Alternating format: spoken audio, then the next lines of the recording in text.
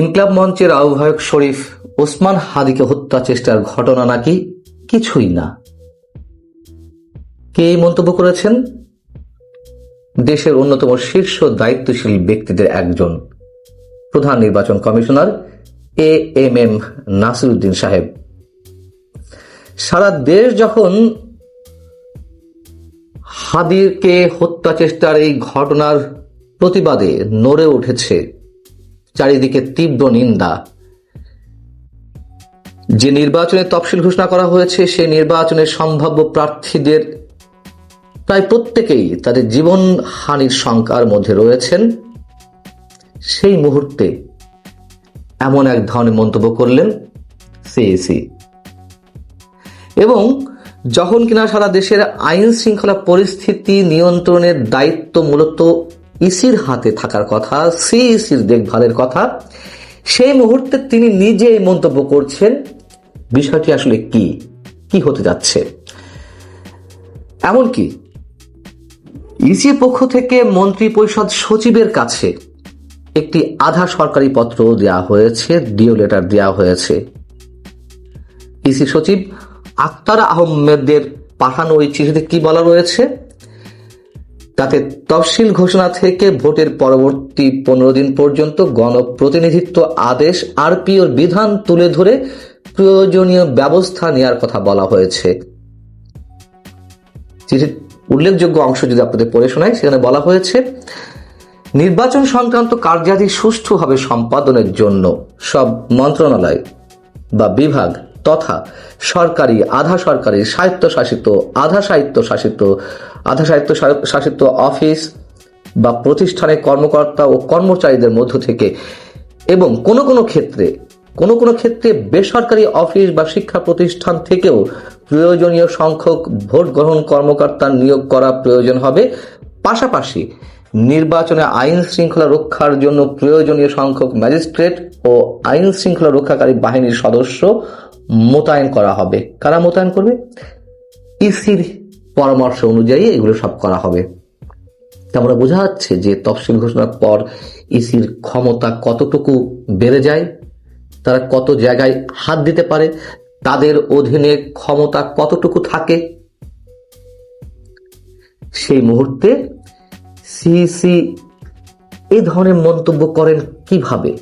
প্রধান নির্বাচন commissioner AMM Nasiruddin সোমবার একটি অনুষ্ঠানে সাংবাদিকদের প্রশ্নের জবাবে কি বললেন? সাংবাদিকদের প্রশ্ন করছিল যে একজন সম্ভাব্য প্রার্থী ওসমান হাদিকে যে হত্যা চেষ্টার ঘটনা বা সারা দেশে যে আইন শৃঙ্খলা পরিস্থিতি, সে নিয়ে আপনার মন্তব্য কি? তিনি বলছেন যে আইন শৃঙ্খলার অবনতি হলো কোথায়? মাঝে মধ্যে একটা খুন খারাপি হয়, আমরা তো একটা হত্যাকাণ্ডও দেখতে চাই না। তিনি বলছেন যে এই যে হাদির একটা ঘটনা হয়েছে, আমরা এগুলো বিচ্ছিন্ন ঘটনা বলে মনে করি, যেখানে প্রতিটা রাজনৈতিক দল বলছে যে এটি কোনো বিচ্ছিন্ন ঘটনা নয়, এর সাথে যেই জড়িত থাকুক না কেন, নির্বাচনের পরিবেশ বিঘ্নিত হওয়ার চেষ্টা করা হচ্ছে, নির্বাচন বানচালের চেষ্টা করা হচ্ছে এবং দেশের প্রতিটি নাগরিক শঙ্কিত, আতঙ্কিত। সেখানে তিনি এ ধরনের মন্তব্য করছেন। তিনি বলছেন, আগে কি আহসানুল্লাহ মাস্টার খুন হন নাই? সাবেক অর্থমন্ত্রী কিবরিয়া সাহেব খুন হন নাই? নির্বাচন এলে এ ধরনের ঘটনা ঘটতেই থাকে, বাংলাদেশে এগুলো নতুন কিছু নয়। সুতরাং আইন শৃঙ্খলা পরিস্থিতির বরং উন্নতি হয়েছে। তার মানে তিনি এই মুহূর্তে আইন শৃঙ্খলা পরিস্থিতি নিয়ন্ত্রণে রাখার দায়িত্বপ্রাপ্ত ব্যক্তি, যার কারণে এই কথাগুলো বলছেন।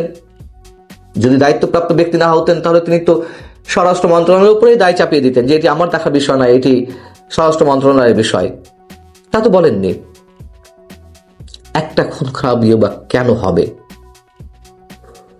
এবং যখন এই ঘটনাগুলো ঘটেছে, তখন তো আমরা এই কথাগুলোও বলেছি, ঠিক একই কথা। এর আগে নির্বাচনগুলোতে যখন আইন শৃঙ্খলা পরিস্থিতি অবনত হয়েছে, প্রার্থীর সমর্থকদের মধ্যে কেউ যখন হত্যাকাণ্ডের শিকার হয়েছেন, আমরা তো বলেছি। তার মানে এই CAC সেই আগেকার CACদের মতোই আচরণ করছেন। আর আগেকার CAC বলতে আমরা যদি একেবারে সাম্প্রতিক অতীতের, মানে 2009 পর থেকে 2024 7 জানুয়ারি ইলেকশন পর্যন্ত আমরা ধরি, তাহলে এই ইলেকশনগুলো যদি এত খারাপই হয়ে থাকে, তাহলে এই CAC তো অনেক আগে থেকেই বিতর্কের জন্ম দিচ্ছেন। তিনি আগে থেকেই পূর্বের নির্বাচনগুলোর উদাহরণ কিছুটা টেনে নিয়ে এলেন। সাবেক অর্থমন্ত্রী শাহ SM কিবরিয়া, আহসানুল্লাহ মাস্টার, আরো অনেকের প্রসঙ্গ টেনে এনেছেন। তার মানে তিনি আগে থেকে এগুলো বলে রাখছেন যে মানে একটা পর একটা অনাকাঙ্ক্ষিত ঘটনা ঘটতে থাকবে, হাদির মতন অনাকাঙ্ক্ষিত ঘটনা আরো ঘটতে পারে। এই জন্য তিনি আগে থেকেই উদাহরণগুলো সামনে নিয়ে আসছেন আমাদের।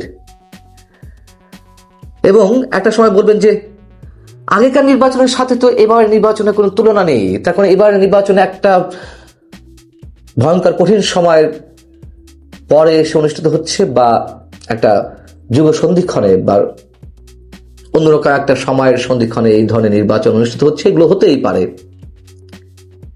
একটা বিপ্লবের পরে এরকম একটা নির্বাচন অনুষ্ঠিত হচ্ছে, এবারে নির্বাচনের সঙ্গে গণভোটও অনুষ্ঠিত হতে যাচ্ছে, অতএব একটা ঐতিহাসিক নির্বাচন। অলরেডি বলা হয়ে গেছে এইসব কথাবার্তা, আমি এতক্ষণ যা বললাম এই ধরনের কথাবার্তাও তার ওই সব বক্তব্যের মধ্যে রয়েছে যে এবার একটা ঐতিহাসিক নির্বাচন, গণভোটও একসাথে অনুষ্ঠিত হচ্ছে।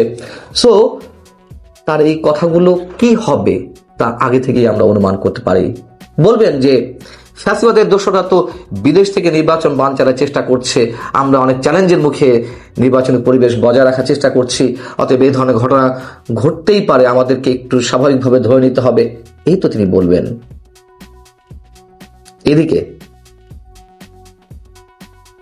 বাংলাদেশে মার্কিন দূতাবাস তারা সতর্কতা এরই মধ্যে জারি করেছে। নির্বাচনের তফসিল ঘোষণা 3-4 দিনও হলো না, এর মধ্যে বাংলাদেশে মার্কিন দূতাবাস সতর্কতা জারি করে দিয়েছে তাদের যে কর্মকর্তা কর্মচারী রয়েছে, এবং একই সাথে বাংলাদেশে মার্কিন নাগরিক যারা রয়েছেন তাদের উদ্দেশ্যে বিশেষ বার্তা দিয়েছে। মার্কিন সতর্কতামূলক এই যেই আগামী 12ই ফেব্রুয়ারি জাতীয় সংসদ নির্বাচন ও গণভোট অনুষ্ঠিত হবে, নির্বাচন ঘনিয়ে আসার সঙ্গে সঙ্গে রাজনৈতিক কর্মসূচি আরো ঘন ঘন তীব্র হতে পারে।